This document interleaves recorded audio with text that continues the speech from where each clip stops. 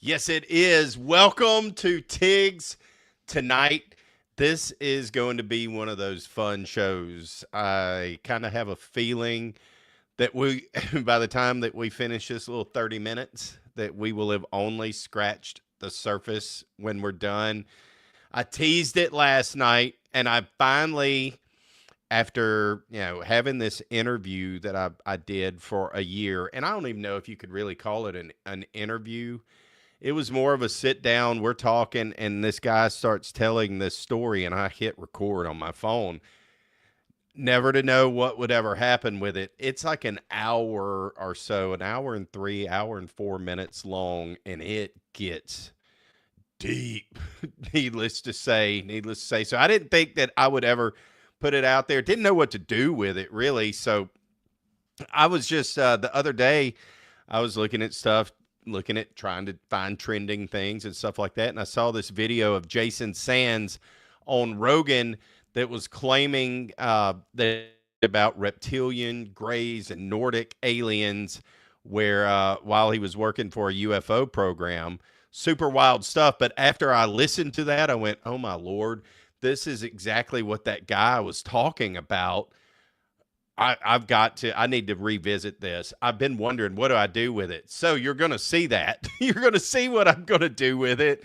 And we're going to dive in and talk about that. But before we do, if you're listening to this show like the next day on your favorite podcast platform, Apple, Spotify, Amazon, any of those, iHeartRadio, we do this live Monday through Thursday, and I think we could say that we're kind of starting to settle into this 7:30 time slot. So y'all jump in and visit with us. The chat is hopping tonight. In fact, let's see who is in here. Oh, yes. Yes. We've got Mr. Paul Rogers hanging with us as always. Terry Foster says, let's get the party started. Hell yeah, let's do it. Big E says, let's go. And Inbound Realty, I can't ever say that right, says, howdy. What is going on, guys? So this is the video that kind of started this whole thing for me, and it just made me start to think. So y'all check this out. That got mentioned on Mission was reptilians. But every time that they were mentioned, it was really quickly hushed up by whoever else was on the other end of the line. Shut up, don't say that, is what they were doing. They don't want to talk about the reptilians. They don't want to talk about the reptilian presence at all. They would talk about the tall whites and the grays being in the lab environments. Not a lot, but some. But these reptilians, it was like nobody wanted to talk about it. Was there any sort of an explanation that anybody give you of why they don't want to talk about it? No, the only time I got any inkling was that when I, was out of the program and other people started to talk to me about all the different, things. And they're like, well, how many races are there? I don't know. But some people talked about the reptilians. They're like, do you realize that these are evil? And I had to listen to that. And the thing is, we don't know if it's because of their appearance. You would assume something that's reptilian is maybe a demon or whatever, and a Nordic with the blonde hair, blue-eyed is considered like an angel, or is it that's just our perception? Mm-hmm. But that's what you hear. Well, yeah. Every reptile here is evil. Right? You ever seen a Komodo dragon eat a goat? It's horrific. They're fucking monsters. Every single reptile is a monster. Yeah. That's here. There's not one cuddly reptile you can hang out with, cuddles with you. He brings you your newspaper in the morning. No. I thought that was funny because the lady was like, my snake sleeps with me every night. And the guy says, no, it's laying next to you because it's sizing you up for eventually when it's going to eat you. I was like, one day it's going to eat you. You have a monster that you feed. As long as you keep feeding, it won't eat you. Yeah.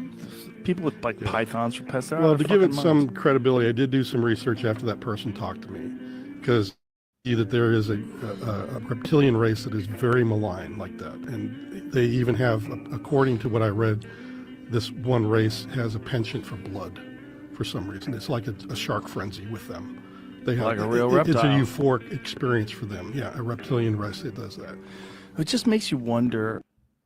It does make you wonder. Indeed it does.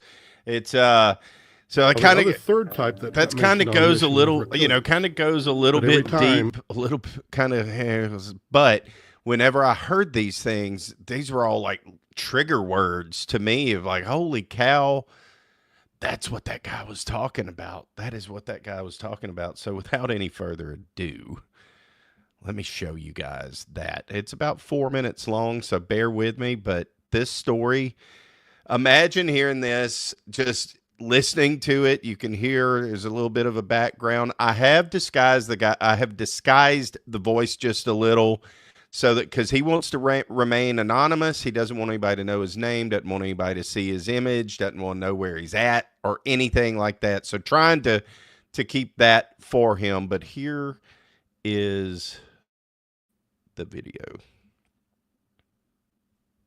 I'll say it is. There we go.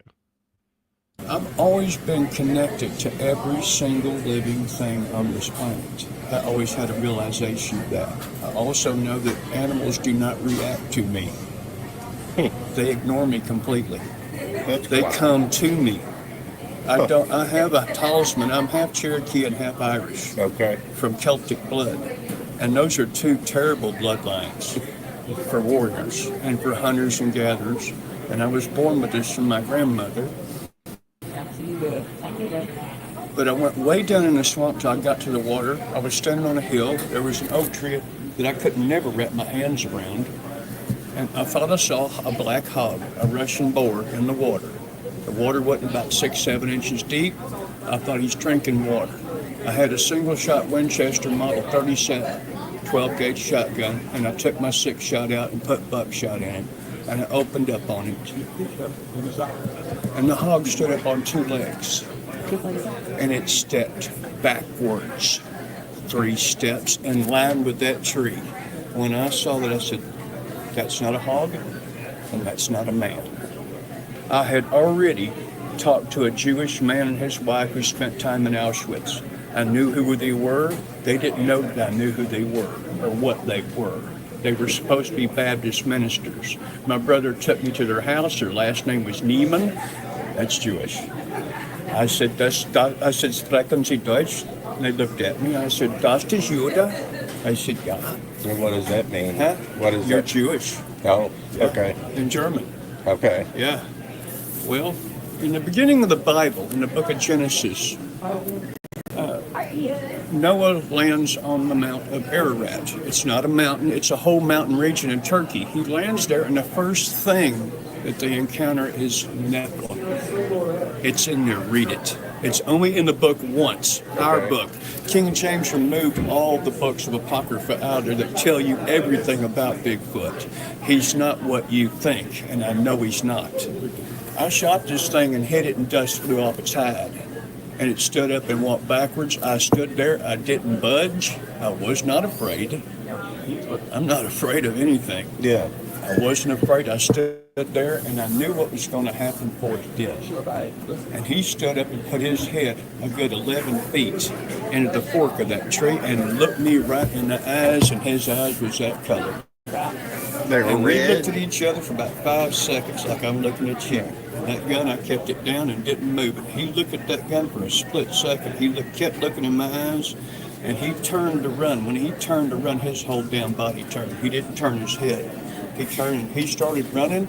I come down that hill in that water around that oak tree and chased after him. But I know everything about this world.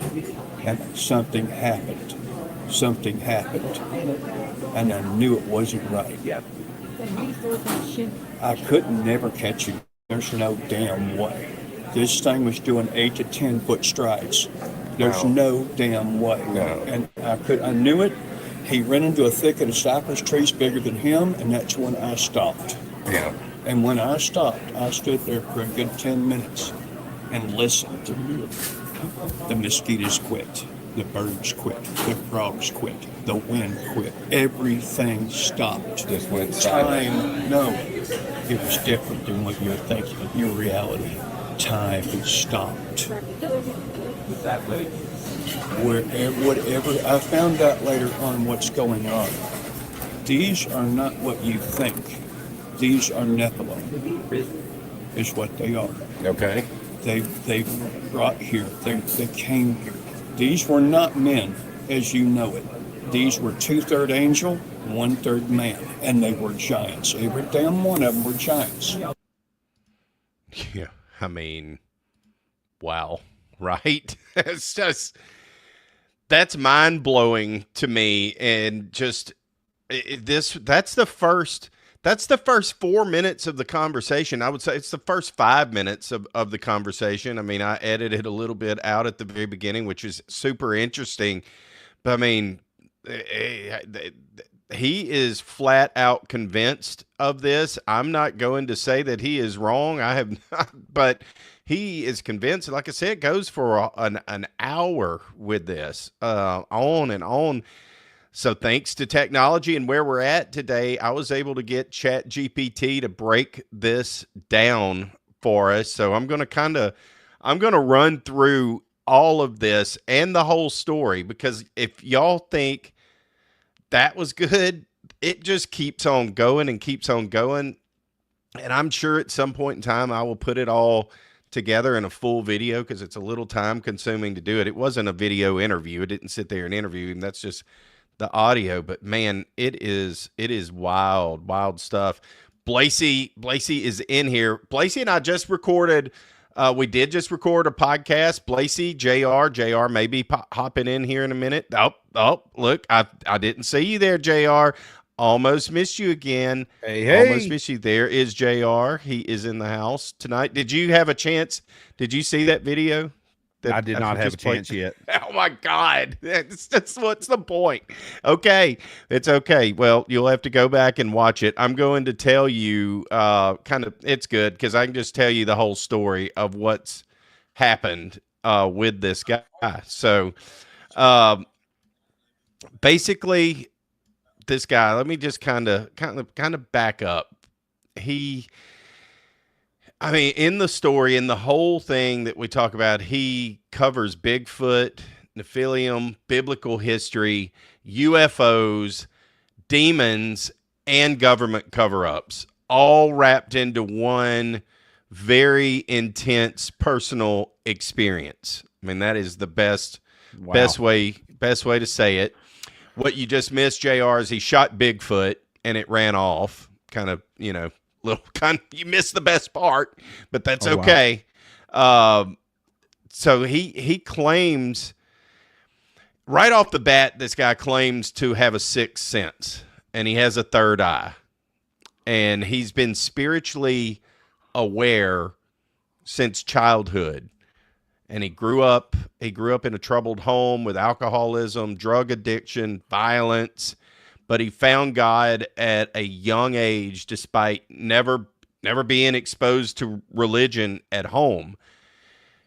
And really, the story, I kind of cut this out of the video for time's sake, but it starts with him. He was very curious as a child, and he started picking up seashells on mountains in Kentucky and questioning their presence. Like, how did this seashell get here? Why is this here? And all of that.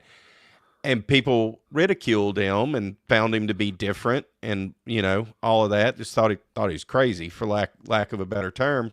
Yeah. Which started his lifelong search for the truth, and it got intense, and we dove into supernatural stuff and all of that. So his encounter, kind of coming back to the video that I just played, he went to a Louisiana swamp. He was hunting for food, encountered what he thought was to be a Russian boar. He shot at it. He stood up and the boar stood up on two legs, backed away, and he realized that's not a hog. That's not a man either. It's a rougarou. It's exactly what it is. And he chased it through the swamp, and it outran him effortlessly. And he said at one point that everything just went silent. You could hear the birds, frogs, the wind, and time just seemed to stop. And I've heard that before. Blasey has told that story before about the orbs that followed his vehicle. That it was like everything just kind of stopped and just stopped so still. but later he as he got older, he felt that was a Nephilim, the giant, that hybrid of the angels and the humans from biblical times. Wow. So yeah, yeah. Heavy. So that brings you, now you're caught up. That was the beginning. Now you're caught up, but we ain't even begun to scratch the surface on this guy and this story. Should have brought my popcorn. You should have brought your popcorn. What are you cooking for dinner, by the way? I've got a nice little round of chicken thighs that I use some brush dust and some lemon pepper on, and some Celtic salt, a little olive oil, and then I quartered up some Rouse's world famous Yukon Gold potatoes, and some mini carrots, and a big fat yellow sweet onion, and lathered that all up and got it in a baking pan, 400 with some Reynolds wrap over top. Yes. Little easy one pot, little easy deal. You know, Sharice is busy. So I'm busy, and I'm like, let's be hearty, be good. Should have done a green with it, but love Yukon Gold potatoes. Oh, so good. They're so buttery. I could just eat that by itself. Just some old baked potato with some butter and salt. Well, that's what I was like, oh man, it's time to go. So I put two potatoes in the air fryer, 40 minutes. Should wrap this show up. I'm gonna have me a couple baked potatoes. Beautiful. And a pork chop. Delicious. Oh, there you go.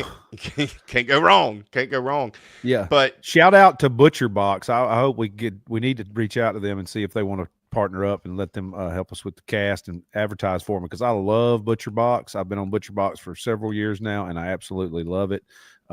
That's where the thighs came from. And you mentioned pork chops. Some of my favorite pork chops I've ever got are my Butcher Box pork chops. They come two in a pack, so it's perfect for me and Sharice. Nice thick cut chops, always just spot on. So there just want to shout out to Butcher Box. If you can't find good locally sourced meat, let them do it for you. They'll send it right to your house. Reach out to us, Butcher Box. We would love to visit with you for sure. So jumping back to this insane story, because story's gonna take up our 30-minute show tonight. I love it. I'm excited. I can't wait to hear it. Well, and honestly, this part is, I'm kind of reading it for the first time too. I've listened to this. Obviously, I was there, put it together, but I kind of didn't want to read it either, so that as I was reading it, it was fresh to me. Mm-hmm. So here are, in that story that he goes on to tell, the biblical and historical connections that he put together. He references Noah in the book of Genesis and the mount, which he Ararat, or however you say it, which where Nephilim were supposedly first encountered. So he talked about that, and of course claiming that that's actually what Bigfoot is, but that was removed from the King James Bible because of different crucial texts that explain that existence. He kind of mentioned that. Then he goes on though, and this got intense, where he was discussing ancient wars between the angels, Nephilim, and humans. Like they all got in it at one point in time, which became Lucifer's rebellion, where 1/3 of the angels sided with him, leading to a cosmic war. And then Nephilim were cast into the earth 25,000 leagues, or 125,000 feet underground, as punishment. So basically they're little devils, lost souls, whatever. So that he ties in this story, ties all of that in, that then also starts to tie into government cover-ups and some paranormal experiences. Gracious. Yeah. He claims that the U.S. government knows about the Nephilim and the UFOs, but hides it from the public. He talks about black helicopters monitoring supernatural activity. Friend Marvin Roach had seen little green men, reptilian creatures, and was later silenced by government officials at some point. Marvin Roach is a made-up name. Something got to him. He was either threatened or he knew too much, whatever that means exactly. And he claims that military operations in Puerto Rico and Idaho are dealing with genetic experiments or unknown creatures. Now, keep in mind that throughout this whole story, he has had this experience, and he's had these visions of all of this stuff when time was suspended. He went to meetings, and more than one meeting where he had this experience where everything just got still, but then he was just wide open to, whatever it was that happened. So this is kind of when the UFOs and the Nazis and the ancient technology started to come into play. He claims that Hitler and the Nazis were working with the extraterrestrials and the Aryans. And he talks, and I've seen some of this stuff. I'll get to that in a second. He talks about Nazi experiments on anti-gravity technology, like the bell and stuff like that. He references, yes, yep. He references ancient Indian flying machines and how Hitler sought their secrets. He mentions a UFO incident that was in 1965 that resembled Nazi technology in Kecksburg. I guess that's how you pronounce it. And then he suggests that there's a long-standing collaboration between governments and extraterrestrials. So, wow. Yeah, and we're not done. We're not done. This is a lot. Like I said, it's an hour, and we're gonna wrap this is unbelievable that ChatGPT can wrap this into a 30-minute deal. Honestly, Terry Foster says, "I bet that fella's on a government watch list." Don't you know it? Yeah, that's why we're not gonna. Don't you know it? We ain't giving his name out at all. Nope. No, not at all. I don't want that bad karma. Don't you put that on me. I don't want to smoke. I'm good. I'm good. But I think people need to hear about it. I think people need to hear this, because I spent an hour of my life listening to it, and I wanted more whenever I left. I could have listened to it all day. It was crazy. Wow. In a good way. So this all ties into Yahweh, as he says, and Lucifer's plan and the coming apocalypse. And so these are the things that he says will potentially happen. Lucifer's promise to God was that he would lead mankind into temptation, lies, and destruction, which that's what he does. He believes that the earth is a prison for fallen angels who now influence governments and secret societies. Okay. He claims that the Nephilim will return, possibly emerging from the underground. If they were buried 25,000 leagues, and they have to, in my opinion. And he suggests a takeover of the planet is imminent, points to strange weather, disasters, and secret military activity as signs. This interview was done a year ago, by the way. Whoa. A year. Whoa. Yeah. Before all the stuff that's happened in the last 6 months. That's why I find this extremely interesting. Then the speaker's, his final transformation, after a lifetime of dark experiences, he finally surrendered to God and Jesus. And his moment of clarity was sitting in a field, confessing sins and choosing to leave his past behind. He claims to still see orbs and supernatural events, but now he understands them. And he warns others to be cautious about government secrecy, UFOs, and demonic entities. And that's pretty much it. So, wow. What a story, huh? What a story. Yeah, no kidding. And the fact that it came out a year ago, and in lieu of, the crazy weather we've had and just everything in general, it's wild. Super wild. It is super wild. JR, do you think the government is hiding the truth about Bigfoot and the UFOs? Chat, do you? No. UFOs, yes. Bigfoot, no. I keep going back to the trail cam thing. All the cameras we've got everywhere now, you would catch something. If it's a big ape-like creature. Now, if it's a spiritual type something and it can't be detected, now that's different. True. we're talking about a Bigfoot, Rougarou, Yeti. It's got different names, but it's on all continents. They have something that they're calling this thing. So at some point you just thought it would have been on a camera with all the hunting and experimental cameras you have on top of mountains and ranges and just anything you can think of, observation towers, fire towers. But if it is a spiritual something, then who knows?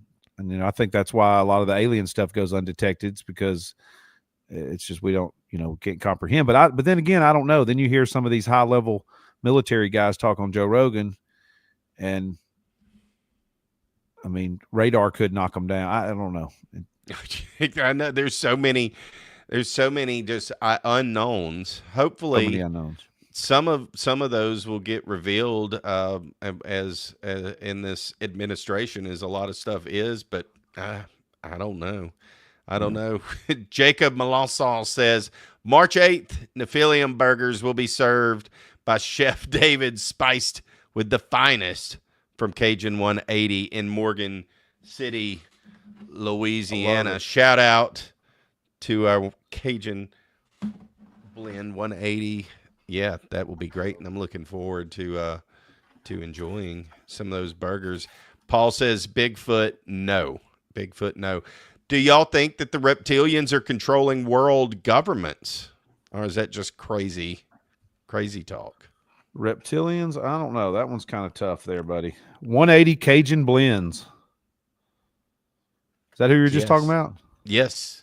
This is a great time for this. About. I just got this in the mail last week with this kick-ass sack. You got your burlap bag, or isn't that what I got a burlap sack. Burlap sack. Man, it's so crazy. You see these all the time when you were a kid, Oh, I got the La Cajun Gold, the no salt. I can't wait for that. Oh man, what we got here?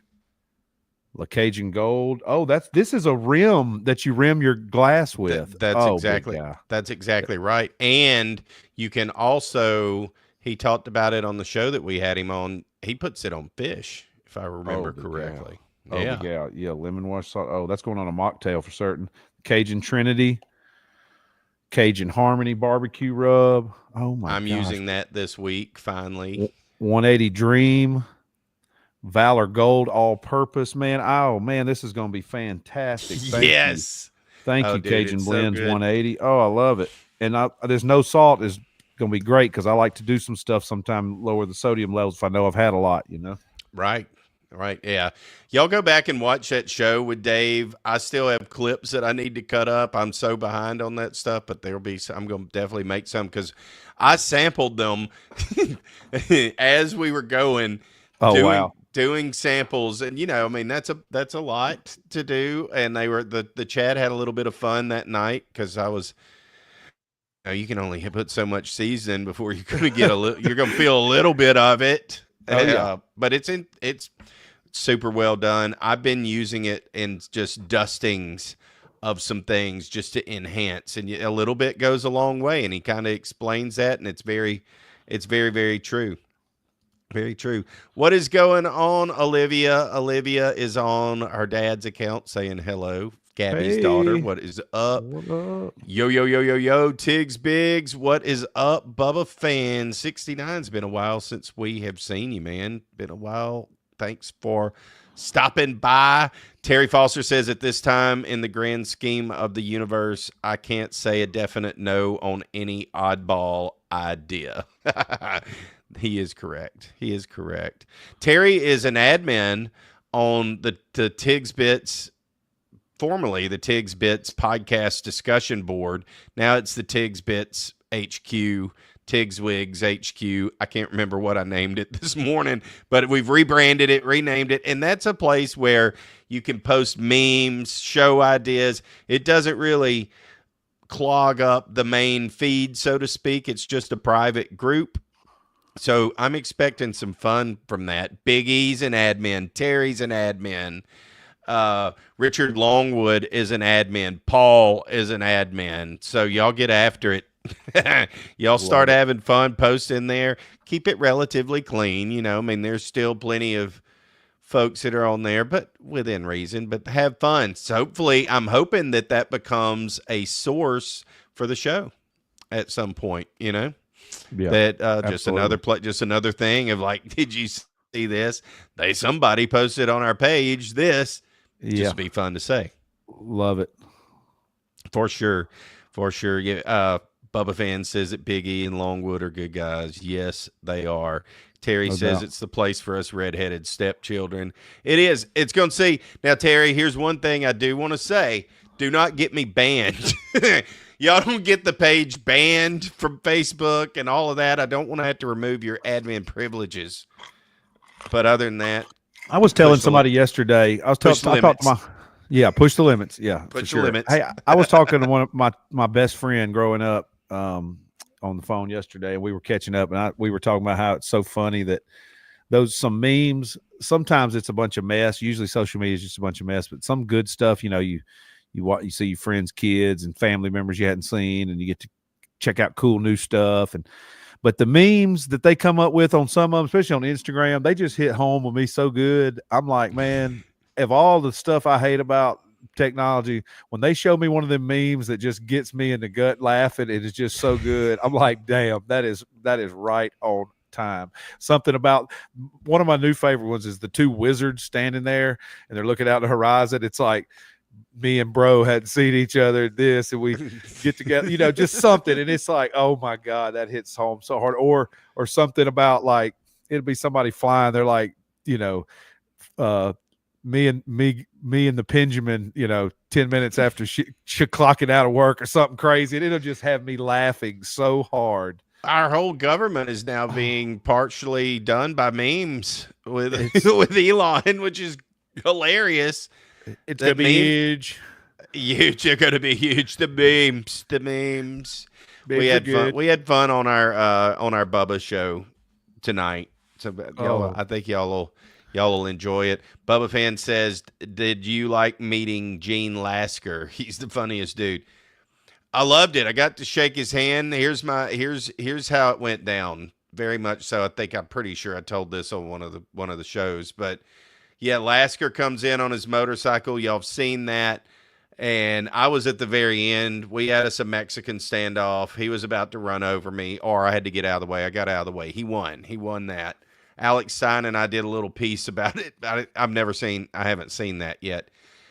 Fast forward about an hour or so later, I'm inside the studio, and there's Lasker. And I went, hey, Lasker, maybe Seth introduced me. Somebody, I may have just introduced myself, but Lasker's wearing all leather, sweating. You know, it wasn't hot that night, but he's sweat. I'd be sweating too, wearing all of that.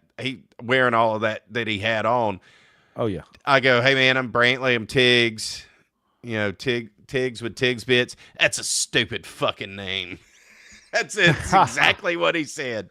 I went, yeah, we've kind of heard that. He's like, yeah, I just don't understand it. It's just, well, it's nice to meet you too, Gene. Yeah, I'll see you later.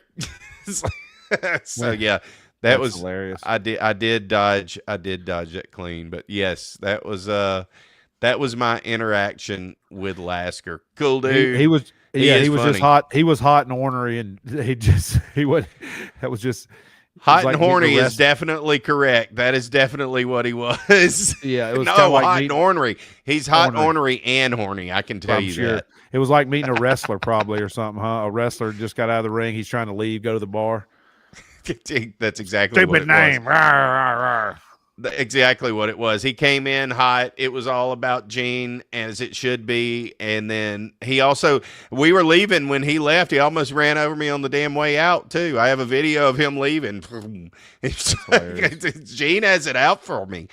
And I don't even know the guy. I love it. I know, right? I love it.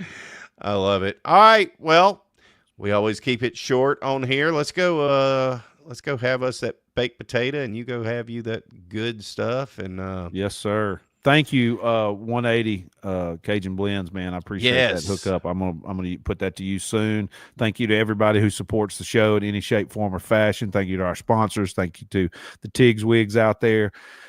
Tell your friends, tell your family. We love y'all. We'll see y'all soon. Bam. Couldn't do it any better. See y'all.